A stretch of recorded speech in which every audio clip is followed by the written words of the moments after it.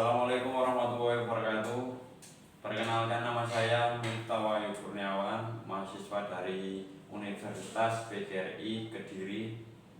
Oke, pada kesempatan kali ini kita kedatangan tamu, yakni guru PJOK salah satu dari UPT SD Al Islam Kecamatan Cermi, Kabupaten Gresik. Kita hari ini akan sedikit berbincang-bincang berkaitan tentang PTM terbatas. Narasumber kali ini yakni Bapak Dian Bagus Setiawan. Gimana kabarnya Bapak Dian? Selamat pagi semua, perkenalkan nama saya Dian Bagus Setiawan. Saya guru olahraga di UPT SD Al Islam Kecamatan Cermi.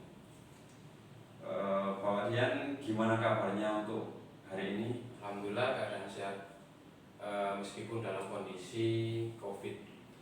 Ya, Pak Dian sendiri selama di UPT SD Al Islam itu sudah berapa lama mengajar di UPT SD Al Islam? Saya sendiri mengajar di UPT SD Al Islam kurang lebih 8 tahun. Jadi saya mengajar di situ pada tahun 2014. Terhitung 8 tahun per Februari bulan depan. Oke Pak Dian ya, berkaitan dengan PTM terbatas yang hari ini kita akan diskusikan, menurut Anda seberapa bahaya COVID-19 itu? Untuk seberapa bahaya, sangat bahaya ya, karena penyakit COVID ini kan penyakit menular. Nah, penyakit yang disebabkan oleh virus dan sangat berakibat fatal jika kita tidak mencegah atau menanggulanginya. Pak Dian sendiri, COVID-19 itu bagaimana terinfeksi, cara menularnya itu sendiri menurut Pak Dian? Untuk cara penularan COVID sendiri itu yang pertama kemungkinan kurang kesadarannya dari masyarakat ya, tentang pola hidup sehat. Kemudian pentingnya edukasi tentang pola hidup sehat, dan yang paling penting yaitu mengikuti protokol kesehatan yang diinstruksikan oleh pemerintah. Jadi intinya itu kita harus taat Ya, peraturan oleh siapapun, aturan-aturan yang diberlakukan oleh pemerintah. Oke Pak Dian selaku pendidik, pastinya selama masa pandemi ini sangat kayak terpukul lah, sektor-sektor apapun termasuk tenaga pendidik atau apapun juga. Nah, Pak Dian sendiri, apakah PTM terbatas menurut Pak Dian itu sendiri? Untuk PTM terbatas itu pembelajaran yang dibatasi dengan jumlah siswa ya. Karena ini adalah salah satu upaya dari pemerintah untuk proses pembelajaran anak-anak. Jadi untuk PTM sendiri itu dibatasi jumlah siswanya dari 50% dari jumlah keseluruhan anak. Untuk kehadiran? Ya, untuk kehadiran anak. Selama pembelajaran PTM itu sendiri, perbedaannya itu PTM dengan pembelajaran normal itu padanya seperti apa? Untuk pembelajaran PTM ini saya kira kurang efektif ya, mengingat pada pembelajaran PTM ini kan tidak efektif dikarenakan satu, karena jumlah anak-anak juga dibatasi. Kemudian kita juga menggunakan metode dalam penyampaian, karena sebagian anak juga 50% dari anak kan mengikuti daring. Jadi 50% lagi mengikuti PTM terbatas di sekolah ini. Pak Dian sendiri, bagaimana Anda pertama kali pembelajaran PTM untuk Pak Dian menerapkan ke anak didik Pak Dian? Untuk proses pembelajaran PTM terbatas ini kita di SD Al Islam itu sudah mulai pada tahun 2020 per September 2020. Jadi kita sudah mulai untuk proses pembelajaran PTM terbatas ini. Selama pembelajaran PTM pastinya semua tenaga pendidik itu kan mempunyai keluh kesah. Entah itu dari wali murid atau anak peserta didiknya.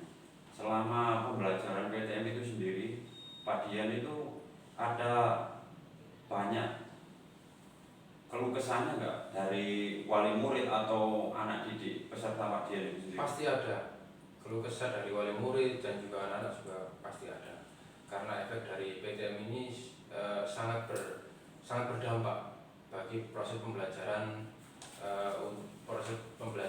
PTM yang seperti ini, karena tidak efektif untuk proses pembelajaran seperti ini. Makanya ada sebagian dari murid yang mengeluhkan proses pembelajaran daring itu yang tidak seperti tatap muka, karena dalam hal metode maupun penyampaian tidak seperti pada waktu tatap muka. Dari apa yang Pak Dian selama ini terapkan pembelajaran PTM yang sudah diberlakukan selama masa pandemi, adakah dari Bapak Kepala Sekolah itu tuntutan-tuntutan untuk Pak Dian harus melakukan ini atau melakukan itu? Sebenarnya untuk masalah tuntutan tidak ada, cuman yang ada istilahnya himbauan dari kepala sekolah, mengingat proses pembelajaran kita ini kan terbatas, jadi tidak seperti tatap muka. Jadi mungkin kemungkinan dari pihak sekolah atau kepala sekolah itu hanya mengingatkan untuk proses pembelajaran diusahakan semaksimal mungkin meskipun PTM ini secara terbatas. Oh, berarti guru yang sudah diplot Pak dari Bapak Kepala Sekolah itu sendiri, itu program-program pengajarannya itu tidak dibatasi berarti? Kalau dibatasi jelas dibatasi, karena PTM terbatas ini kan dari pemerintah juga membatasi untuk pembelajaran anak-anak paling enggak 2 sampai 3 jam. Berbeda ketika waktu tatap muka. Jadi kemungkinan dari kepala sekolah ini hanya mengimbau untuk pembatasan kegiatan anak-anak gitu. Untuk peserta didik Pak Dian, mungkin banyak peserta didik yang mengeluhkan bosen, seumpama separuh diberikan pembelajaran secara langsung, separuh di pembelajaran di rumah. Cara Pak Dian untuk menanggulangi kebosanan anak-anak seperti itu seperti apa? Sebagai guru, terutama saya sebagai guru olahraga, harus dituntut kreatif, terlebih dalam kondisinya seperti ini. Apalagi materi pembelajaran olahraga ini kan harus memancing anak-anak untuk lebih aktif dan bersemangat dalam mengikuti proses pembelajaran. Nah, ada beberapa trik dan metode yang saya terapkan, diantaranya yaitu senam, maksudnya ya senam menggerakkan anggota tubuh ketika dalam proses PTM terbatas sebagai dari anak-anak yang mengikuti daring. Jadi ada beberapa tips atau trik-trik metode dalam proses pembelajaran yang saya terapkan, dan alhamdulillah hal itu bisa memberikan semangat pada anak-anak. Jadi anak-anak itu intinya itu diberikan keaktifan lebih gitu ya, tidak diberikan porsi yang sama kayak anak itu dikasih teori-teori saja, cuma tidak dikasih materi prakteknya. Kan olahraga itu kan intinya kan kita tuh harus gerak untuk paling enggak itu kita bisa berkeringat. Nah, untuk Pak Dian, adakah Pak Dian itu pernah nggak berkonsultasi atau berdiskusi dengan partner kerja Pak Dian, meskipun beda mata pelajaran, meskipun kayak guru kelas atau guru pendidikan agama, itu konsultasi berkaitan tentang sifat karakter anak? Kayak contoh, anak yang Pak Dian kasih tugas-tugas itu ada yang ngerjakannya itu tepat waktu, ada yang jarang mengerjakan. Itu pernah gak Pak Dian itu berkomunikasi seperti itu dengan partner Pak Dian itu? Saya pribadi di lembaga Istiqlal Islam itu guru olahraganya 2. Jadi guru olahraganya 2, partner saya ini lebih senior. Jadi kemungkinan partner saya ini lebih bimbing, maksudnya dalam hal konsultasi ataupun ketika hal-hal yang bersangkutan berkaitan dengan kedinasan atau kelembagaan, selalu saya sharing kepada beliau, dan alhamdulillah beliau juga responnya baik mengenai tentang proses pembelajaran ataupun tentang karakteristik anak dalam proses pembelajaran. Dan alhamdulillah juga dari Bapak Ibu guru mensupport dalam artian selalu mendukung dan memberikan wejangan, terutama saya pribadi ketika dalam proses pembelajaran itu. Berarti sekeliling partner-partner Pak Dian itu sangat support dan mendukung berkaitan tentang pembelajaran apapun. Dalam proses pembelajaran Pak Dian selama PTM terbatas ini, biasanya kan mungkin dari instruksi dari Bapak Kepala Sekolah, tolong Pak, anak-anaknya dipantau, sekali-sekali dijenguk ke rumah atau dibuat pembelajaran minimal 3 atau 4 anak, nanti dilihat, oh anak ini tuh benar-benar cara pembelajarannya itu diamati dan dilaksanakan. Itu Pak Dian pernah nggak kayak terjun langsung ke anak-anak untuk memantau proses pembelajarannya? Memang pada waktu kondisi COVID ada salah satu program yang diberikan oleh sekolah, terutama kepada kepala sekolah dengan pihak guru. Salah satunya yaitu program visitasi ke rumah wali murid atau siswa. Dan ini alhamdulillah bisa kita lakukan secara bertahap, secara bergantian. Jadi waktu itu saya bisa mendampingi sebagian teman guru dalam waktu visitasi tersebut. Jadi kita bisa selain bersilaturahim, kita juga secara nggak langsung kita pengen tahu keadaan anak tersebut ketika waktu kondisi COVID, waktu di awal-awal COVID tersebut. Oke, dalam proses pembelajaran itu memang sangat rumit dan sangat unik juga, bisa dibilang gitu ya. Tergantung kitanya sendiri yang menelaah, mencermati anak didik kita itu gimana pola pikirnya, gimana karakteristik anak itu sendiri. Pak Dian, untuk masalah penugasan tugas-tugas yang Pak Dian kasih ke anak-anak, contoh Pak Dian memberikan soal atau pekerjaan untuk anak didik, itu dalam 1 kali pengerjaan itu adakah batas waktu dalam kurun waktu 1 hari itu anak-anak itu harus menyelesaikan dalam waktu itu? Untuk masalah tugas anak-anak memang saya tidak membatasi, karena satu, ada sebagian dari wali murid yang terkendala dengan HP. Jadi sebagian dari anak-anak itu atau wali murid itu mengeluhkan ketika dalam pengiriman tugas. Jadi saya tidak membatasi dalam pengiriman tugas anak-anak. Cuman saya hanya mengingatkan dan tidak membatasi untuk waktu pengirimannya. Kalau bisa diusahakan hari itu juga waktu pengiriman tugasnya. Tapi tidak dibatasi waktu sampai sekitar jam 9 atau jam 12 malam? Tidak, karena sebagian dari wali murid kami itu ya kerja di pabrik, ada sebagian kerja di perkantoran, ya macam-macam. Jadi saya tidak bisa menuntut untuk hal yang seperti itu. Yang terpenting anak-anak bisa mengumpulkan aja. Pak Dian sendiri dalam proses pembelajaran anak, kan sering anak itu tergantung sih. Kalau karakteristik anak SD itu kan butuh diemong, butuh diperhatikan, apalagi kalau kayak guru khususnya mata pelajaran fisika itu biasanya tuh anak itu yang paling difavoritkan. Nah, selama PTM terbatas, gerak, maksudnya pembelajaran olahraga kan geraknya itu kan kurang.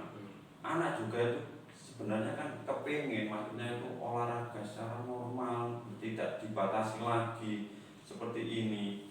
Nah, pola yang jenengan terapkan ke anak itu metode pembelajarannya itu seperti apa biasanya itu biar anak itu Untuk PTM terbatas ini, jadi untuk pola atau metode pembelajaran yang saya berikan anak-anak itu ya satu, selain tugas dalam bentuk video, jadi anak-anak pengamatan dan mengamati video. Kemudian anak-anak saya juga memberikan penyemangat dalam hal ketika melakukan gerakan olahraga, yaitu meskipun di dalam ruangan kelas tapi tetap saya terapkan meskipun hanya beberapa menit. Itu adalah salah satu trik untuk memancing semangat anak-anak dalam berolahraga. Jadi anak-anak tidak, meskipun dalam proses pembelajaran PTM itu terbatas, tapi saya usahakan anak-anak itu tidak vakum dalam artian anak-anak itu tidak diam saja gitu.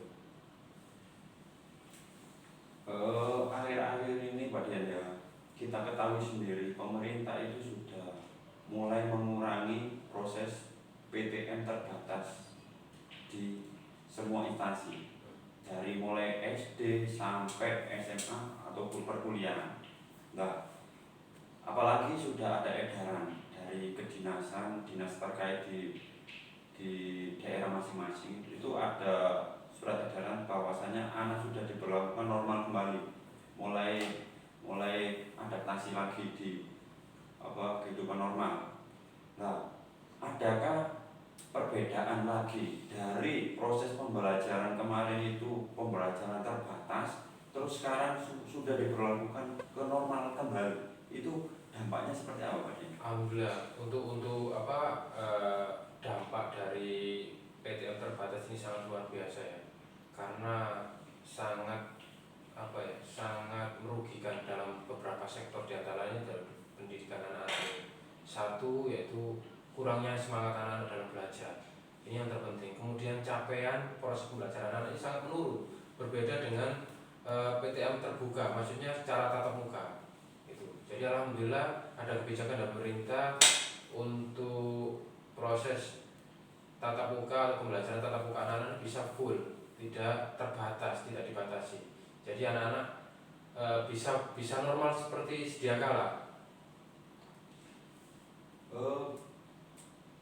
Selaku pendidik, Pak Dian pastinya itu terkadang lah ada sisi-sisi yang kejenuhan. Ya mungkin Ya. jadi seorang pendidik tidak mungkin itu selalu happy, selalu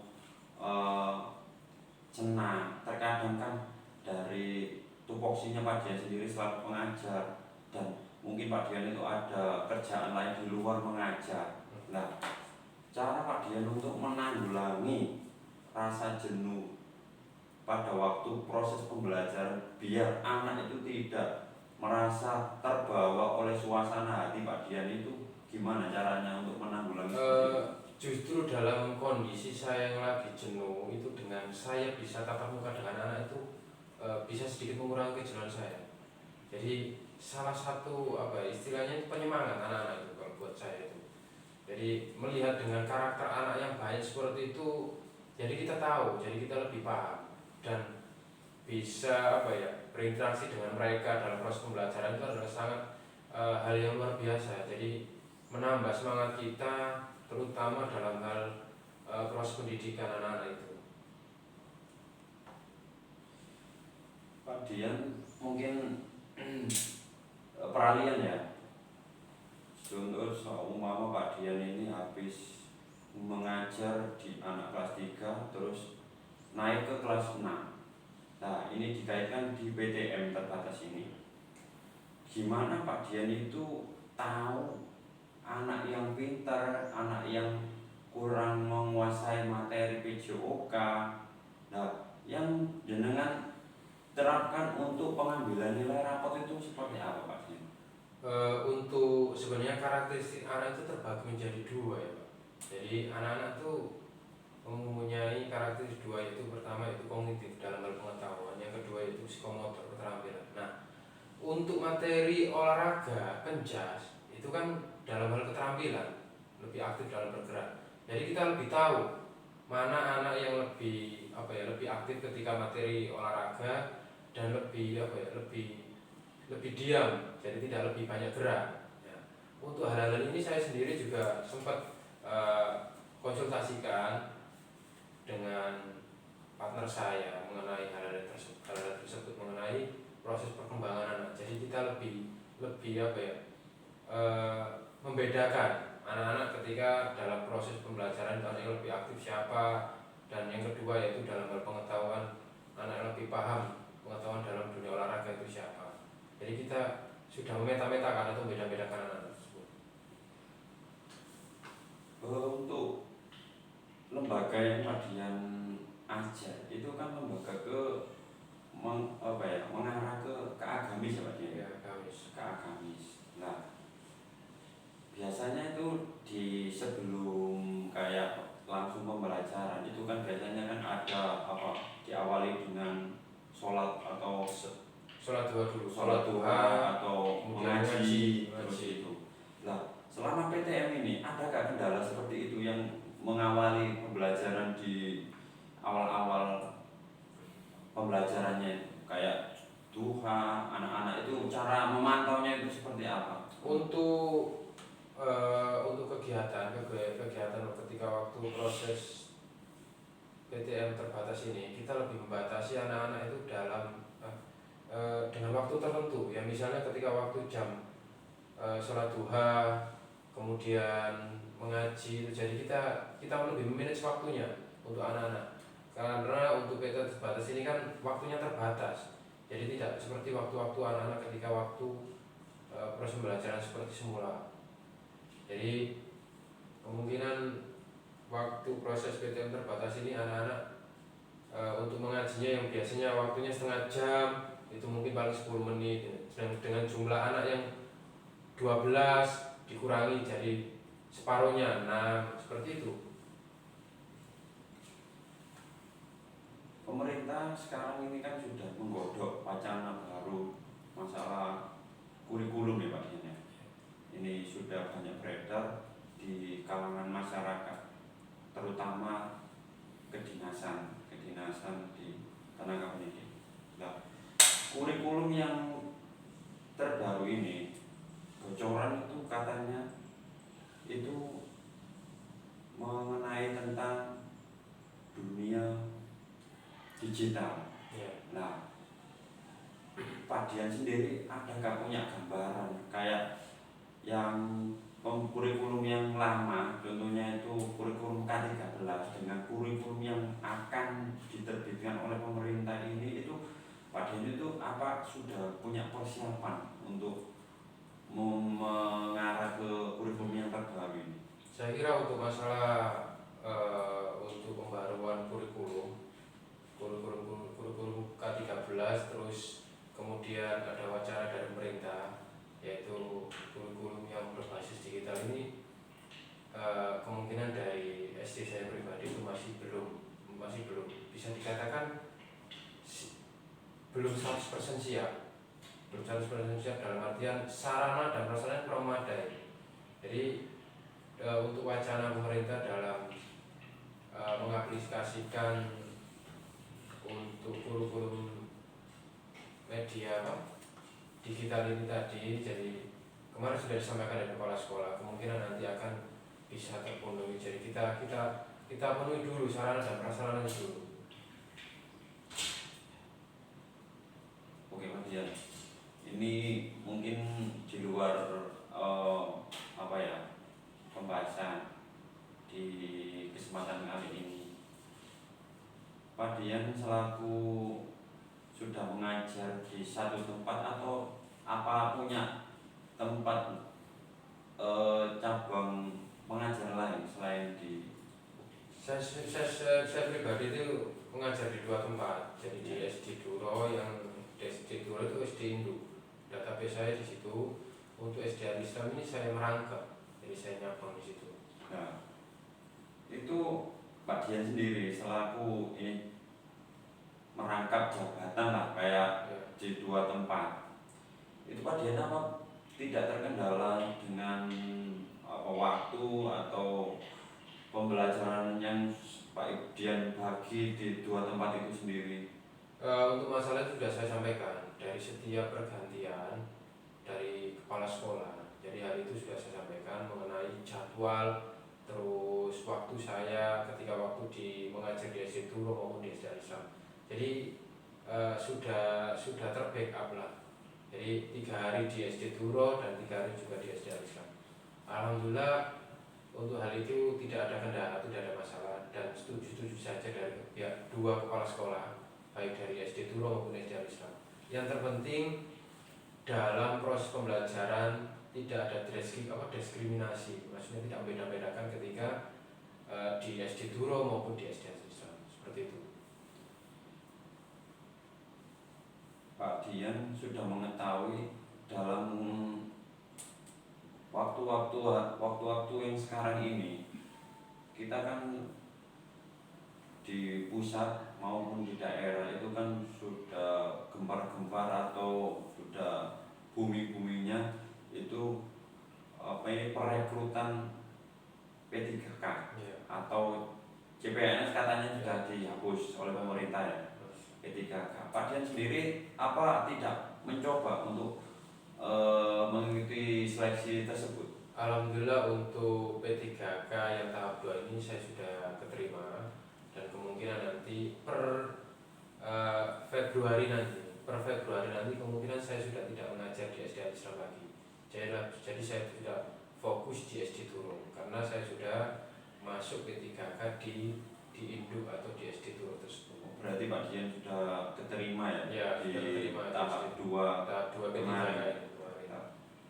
Ini ada tahapan 1, 2, 3 Ya. Tinggal tahap 3 ini yang belum terlaksana. Pak Dian, ini mungkin pertanyaan terakhir dan penutup, barangkali ada kritik saran ya. Harapan Pak Dian untuk ke depan mengenai PTM ini, mengenai evaluasi mengenai PTM terbatas yang Pak Dian rasakan dan Pak Dian alami untuk teman-teman tenaga pendidik di luaran sana itu untuk memacu semangat dalam diri kita selaku pendidik itu, Pak Dian gimana menurut jenengan? Tetap semangat meskipun dalam kondisi PTM terbatas seperti ini. Jadi teman-teman selalu fokus dan selalu mengemban amanat meskipun dalam kondisi yang seperti ini. Ya, kita berharap dan berdoa mudah-mudahan ada kebijakan pemerintah dalam menanggulangi atau mencegah COVID ini agar anak-anak dan kita semua bisa PTM secara menyeluruh seperti kemarin pada tahun-tahun kemarin. Ya, PTM normal seperti pada sebelum COVID. Ya, mungkin seperti itu harapan saya. Oke. Terima kasih Pak Dian atas kesempatan kali ini. Sama-sama. Semoga harapan kita semua, harapan anak didik kita, terutamanya anak didik kita itu butuh hak-hak dalam menuntut ilmu. Jadi kalau kita ini selaku pendidik ini cara mengasih materi atau memberikan tambahan ilmu ke anak didik kita yang kurang maksimal, anak didik kita yang akan rugi. Oke, Pak, kita cukupkan sekian untuk pembahasan kali ini. Assalamualaikum warahmatullahi wabarakatuh.